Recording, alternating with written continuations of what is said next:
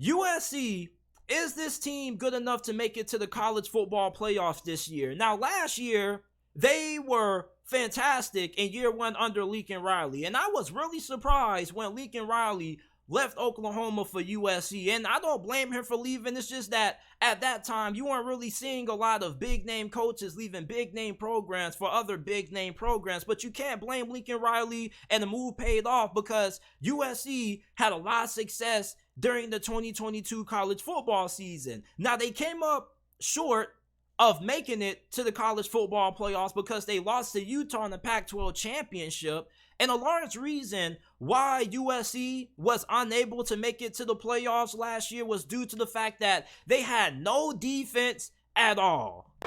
Damn! So is USC under Alex Grinch going to have a defense that's capable of being able to get this program back to the top of college football? If you're going to be a championship caliber football team, you have to be able to play some sort of defense. Now, I don't think that you need to have one of the best defenses in college football, but I do think that you at least need to be a top 50 defense at worst and able to put yourself in the college football conversation. And that's always been the biggest bugaboo about Lincoln Riley. We know that USC is going to have a great offense. Caleb Williams returns. They have a lot of talent at wide receiver, but this defense is going to make or break if USC is going to be able to get to the college football playoffs this year. Now, they were really active in the transfer portal once again. And some key transfers that I think they picked up was Bear Alexander, transfer from the University of Georgia. He plays defensive tackle. This dude has incredible size. He's a really good athlete. You also got defensive end Anthony Lucas, who was the 6th ranked defensive end in the transfer portal. He comes from Texas A&M. This dude is an incredible athlete himself. He's like 295 pounds. He's really freakish. So USC picks him up. And then you get linebacker out of Oklahoma State, Mason Cobb. This was somebody who was really productive for the Cowboys last season. 51 tackles, 2 sacks, and he had a forced fumble and an interception. And that cornerback, one of my favorite additions that they made was Christian Roland Wallace from Arizona State. He was the 6th best cornerback in the transfer portal, and you pair that up with a Kalen Bullock, who is one of the better safeties in college football. USC is going to have a nasty secondary. And I think that's the most important thing for USC being able to win the Pac-12, because the Pac-12 is where the majority of college football's best quarterbacks reside. You got Bo Nix and Michael Penix, and you're also going to have to worry about Cam Ward, Shedeur Sanders, and Cam Rising. So when you're going against some of the best quarterbacks in college football, you're going to need a secondary that cannot give up big plays. And for USC, unless this defense was able to get a key turnover, they weren't getting too many stops. Now, they returned 78% of their production from the defense side of football this year. And offensively, this should still be one of the best offenses in the nation. Caleb Williams is the favorite to win the Heisman Trophy. He already won it last year. He very well could go back-to-back. You got a very good group of wide receivers. I was talking to one of my homies. He was like, JT, I'm concerned about how USC is going to fare losing Jordan Addison to the Minnesota Vikings. I was like, man, one thing that you know about Lincoln Riley is that you know the defense probably isn't going to be all that great, but offensively, you have nothing to worry about. It's like All-State with Lincoln Riley. You're in very good hands because not only is he really good at developing the quarterback position, but he also does really good when it comes to getting great play out of his wide receivers. Like, we talk about all of the QBs that have won the Heisman and made it to the NFL under Lincoln, but we don't give him enough credit for the wide receivers that he's developed and recruited as well. And you got Mario Williams, who is one of the best receivers in this conference. Dorian Singer transfers in conference. He was with Arizona last year. He transfers to USC. He's one of the better wide receivers in the Pac-12. You got Brendan Rice,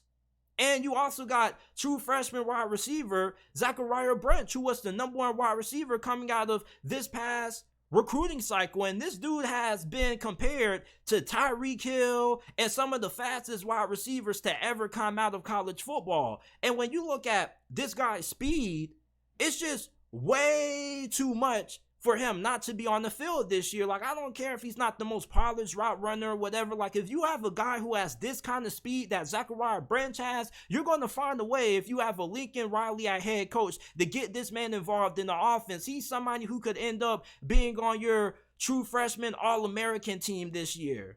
And at running back, you're straight there. You got Austin Jones. You got Marshawn Lloyd from the transfer portal, who comes from South Carolina now. Marshawn Lloyd was highly touted coming out of high school. And over the last couple of seasons for South Carolina, he dealt with a big injury, and he's kind of been trying to get back to the player that he was prior to that major injury that he suffered. So if you're USC, can you get Marshawn Lloyd playing at his potential? And you're going to have a really good offensive line. This should be one of the best offensive lines in the Pac-12 this season. So USC, I think that they have the talent in place in order to have a shot at winning the Pac-12. Even with one loss, I think the Pac-12 is deep enough that if you have one loss, you can still be able to have a shot at making it into the college football playoffs, or at least have a very reasonable argument to get in. Because they have a really tough in-conference schedule. Like, I know their out-of-conference isn't going to scare anybody. San Jose State and Nevada, you should be able to take care of those guys. And you should be able to win your first 5 games. You got to play San Jose State, Nevada, Stanford, Arizona State on the road, Colorado on the road, and then you got Arizona. So you should be 6-0 until you get into the meat and potatoes of your schedule, which is where things start to get incredibly tough for USC. They have one of the toughest schedules in college football after their first 6 games. You got to go on the road against Notre Dame. You got to play Utah. You got to play Cal, which Cal could be an interesting matchup, because you got to remember that you have to play Cal on the road, and you're coming on back-to-back games against Notre Dame, who you play them at home in South Bend, and you got to play Utah at home. So that's a really tough 2-game slate that they're going to be going in, coming off against Cal. And then after Cal, you got to play Washington at home, and then you got Oregon.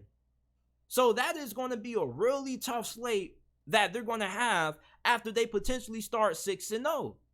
Now for USC, my worst case scenario for them, my floor if everything goes wrong, is 9 wins. Okay, I think Notre Dame, Utah, Washington, and even that Cal game are losable games. I think the Cal game is a losable game simply for the fact that it's a great upset spot.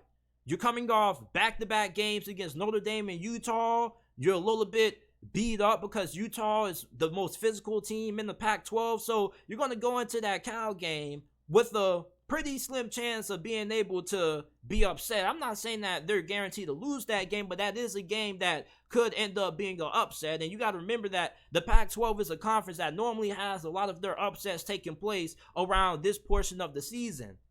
Then you got Washington and Oregon, who are up there with USC in terms of who potentially could make it out of this conference and make it to the college football playoffs this year. So those are going to be 2 of your toughest games, 2 of your best teams that you play all season up to that point. Although Utah and Notre Dame are going to be up there too, but Washington and Oregon are playoff caliber football teams also. But I do think the ceiling for USC, for me, is 11 wins. I think they could go 11-1 and win the Pac-12. You got to look at the fact that this team is going to be great offensively. They're going to have great quarterback play. And hopefully this defense can improve under Alex Grinch. They got a lot of talent from the transfer portal. You got a lot of depth on the interior of your defensive line. Your secondary should be really good. So for USC, if this defense can at least be in the top 50 or better, they have a great chance of being able to make it to the college football playoffs. So let me know how you guys are feeling about USC football going into the 2023 season.